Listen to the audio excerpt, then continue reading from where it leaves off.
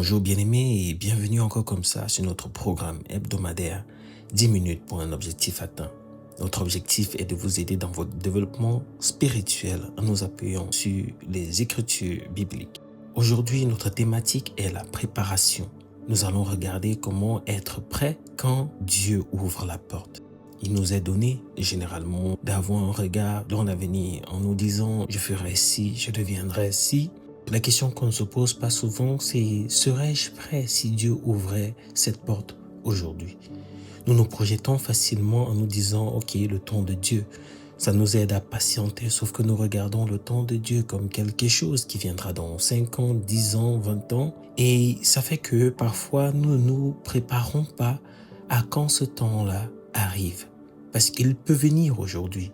Alors, pour pouvoir franchir ce cap, il est important de nous préparer à ce que même si ça devrait être aujourd'hui, que nous ayons les dispositions pour faire ce qu'il faut, pour saisir l'opportunité et que la porte ouverte ne nous échappe pas. Regardons un peu ce que dit Jésus dans Jean chapitre 9 au verset 4. Il dit « Il faut que je fasse, tant qu'il fait jour, les œuvres de celui qui m'a envoyé. La nuit vient où personne ne peut travailler. » Jésus ne dit pas « je travaillerai quand j'en aurai envie ». Il dit « tant qu'il fait jour ». Autrement dit, il y a un temps favorable, des saisons. Il y a des moments où il y a des opportunités, où on a la santé, où on a la force, où on a la capacité, l'énergie. Je peux le dire autrement, on a même la pensée qui va dans le sens de ce que nous voulons accomplir. Parce qu'il y a aussi des moments où ça nous échappe totalement, où on est dans la dérive, soit en dépression ou autre. Donc quand on est dans ce temps-là où la santé nous permet, la disponibilité, l'énergie, la capacité nous permet, nous devons travailler. Parce qu'un jour peut venir où ces ressources ne seront plus les mêmes, ou ne seront plus disponibles, la maladie peut frapper là. Ce que je me disais que je devais faire le soir ou demain, je n'arrive plus. Les responsabilités familiales, c'est ce qui arrive généralement. Soit j'ai retardé mes études et plus tard, j'ai maintenant une famille, des enfants à nourrir. Je ne peux plus poursuivre comme ça a été le cas quand j'avais encore le temps, quand j'étais encore libre. Une crise peut survenir, l'âge peut arriver et ce que je pensais que je pouvais faire, je n'arrive plus à les faire. Ou bien une saison s'ouvre où j'ai des possibilités de faire des choses, je ne les fais pas et après, il n'y a plus moyen. Regardons par exemple dans Proverbe 21, verset 31 qui dit « Le cheval est équipé pour le jour de la bataille, mais la délivrance appartient à l'Éternel. » Si on montre parfaitement l'équilibre entre notre responsabilité et celle de Dieu, pour dire que le cheval n'est pas juste abandonné là, le cheval est équipé. Ça veut dire qu'il est nourri, il est entraîné, on l'outille, on vérifie son état cardiaque, tout ça, pour s'assurer que quand il faudra faire la course, la bataille, ce soit possible. Nous voulons le travail, nous ne nous formons pas pour ce travail. Nous voulons le mariage, mais nous ne nous disposons pas à pouvoir vivre avec un homme ou une femme. Nous voulons des enfants, mais nous ne sommes pas en train de prendre des dispositions pour pouvoir élever et éduquer ces enfants ou subvenir à leurs besoins. Donc le temps de la préparation est un caractère que nous devons cultiver. C'est un temps où nous sommes en train de préparer notre prospérité. Nous mettre dans le champ de ceux qui sont prêts à recevoir ce que Dieu va donner. Il peut arriver parce que nous avons été distraits, nous avons mis notre priorité ailleurs, les circonstances nous échappent. Alors si on a le regard basé sur la foi et qu'on s'est dit par exemple je veux me marier, le je veux me marier est porté par la foi qui veut que je croie que ça va se faire, mais il est aussi activé par les mouvements que je fais autour de moi. Changement de comportement, peut-être je bavardais trop, je commence à réguler. Peut-être je faisais trop les problèmes, je commence à réguler. Peut-être je sortais n'importe comment, je commence à réguler. Peut-être je m'habillais d'une certaine façon, je commence à réguler. Peut-être je savais pas cuisiner ou je ne savais pas entretenir la maison ou je savais pas m'occuper d'une femme, je commence à réguler. Toutes ces choses sont des éléments de préparation.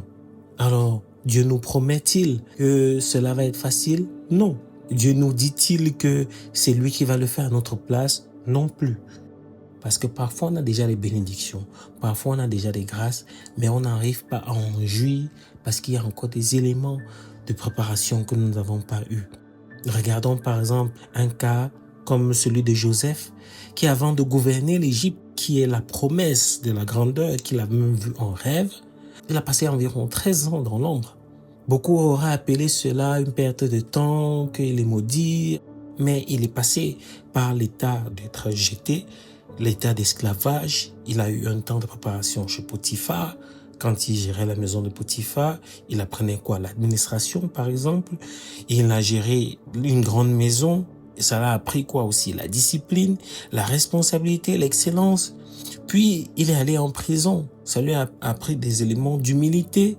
Donc, on pourrait penser humainement que c'était terminé pour lui quand il allait en prison.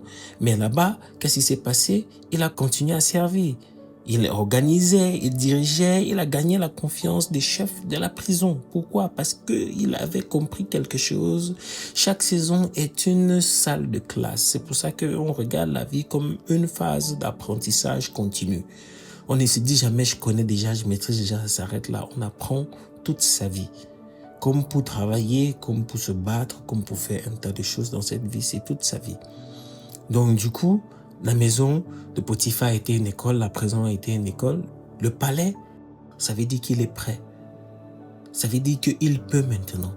Il n'a pas eu besoin de plusieurs années supplémentaires après avoir compris et fait ce qu'il fallait faire dans ces différentes saisons. Parce qu'on peut parfois aussi raccourcir le temps. Quand on arrive à se positionner comme il faut, on peut bénéficier des choses que Dieu nous a promis beaucoup plus tôt si on s'est aussi mis à l'œuvre beaucoup plus tôt. C'est là où il faut urger.